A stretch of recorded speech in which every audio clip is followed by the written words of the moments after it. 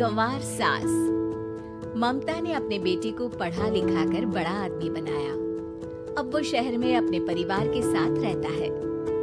एक दिन ममता का बेटा रोहन अपनी पत्नी आलिया से कहता है, अरे आलिया सुनो, माँ आपसे गांव में नहीं रहेगी, वो हमारे साथ यहीं रहेंगी शहर में।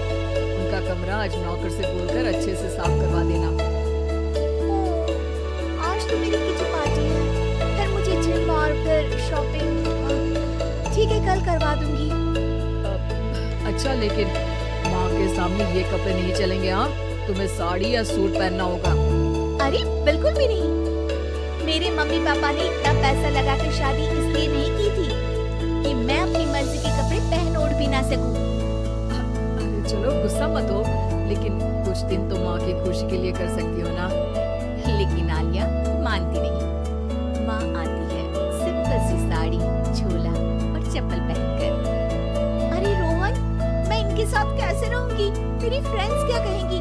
ये तो पूरी गंवार लग रही है।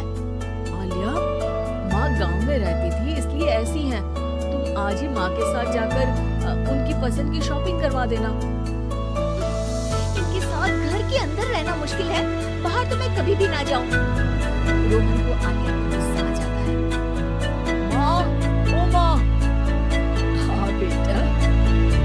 वो माँ को ले जाने के लिए उनका हाथ पकड़ता है कि अरे माँ, तेरे हाथ अभी तक इतने कड़े हैं, तूने इसका कोई इलाज नहीं किया? अरे बेटा, इसका कोई इलाज नहीं।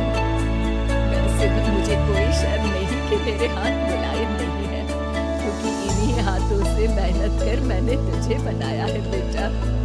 अगले दिन माँ, मैं ऑफिस जा रहा हूँ, कुछ लाना हो तो आलिया को बोलकर फोन करवा देना। रोहन के जाने के बाद आप ना आज कमरे में ही रहिएगा। घर में पार्टी है, मेरी सहेलियां आ रही है। मैं उन लोगों के सामने आपको नहीं ला सकती हूँ।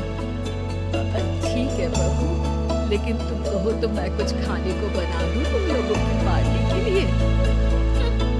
वो लोग सिर्फ कॉन्टिनेंटल या थाई फूड ही खाते हैं। कोई बात नहीं, कभी इंडियन खिलाने वाला कोई मिला नहीं होगा ना। मैं बनाकर कमरे में चली जाऊंगी।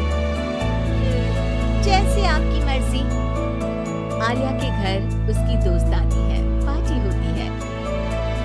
अरे वाह आलिया, ये क्या है खाने में? बड़ा ही स्वादिष्ट है यार, इसकी रेसिपी मुझे चाहिए। हाँ, और ये दाल, ओह माय गॉड, मैंने तो किसी 5 स्टार में भी ऐसी दाल नहीं खाई है यार। तू कुक को यहाँ बुलाना। अब आलिया घबरा जाती है। हाँ, हाँ, क्यों नहीं? माँ जी जरा बाहर आइए। आलिया की सास सिंपल सी साड़ी और गांव के अंदाज में आती है। अरे बहू, क्या हुआ? खाना पसंद नहीं आया क्या? बहू? अरे ये गांव से दिखने वाली औरत तुम्हें बहू क्यों बोल रही है? कौन है ये?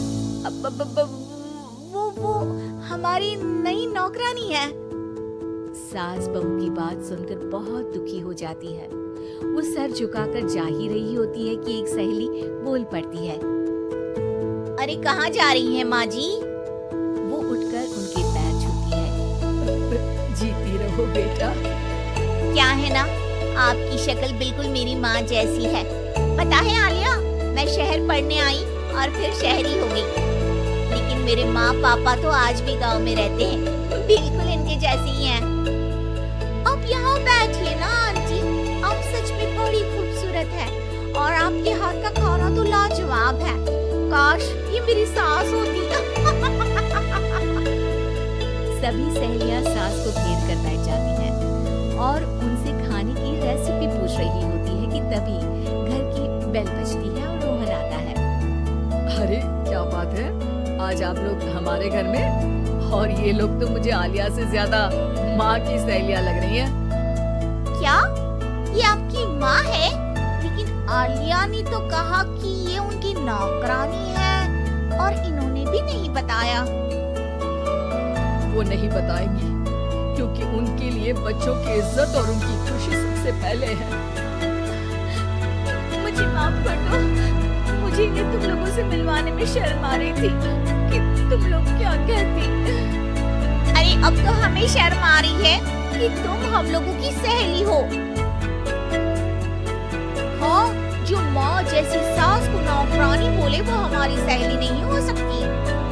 ये बोलकर सभी वहाँ से जाने लगते हैं। सास बोलती है, आलिया की तरफ से मैं तुम लोगों से माफी मांगती हूँ।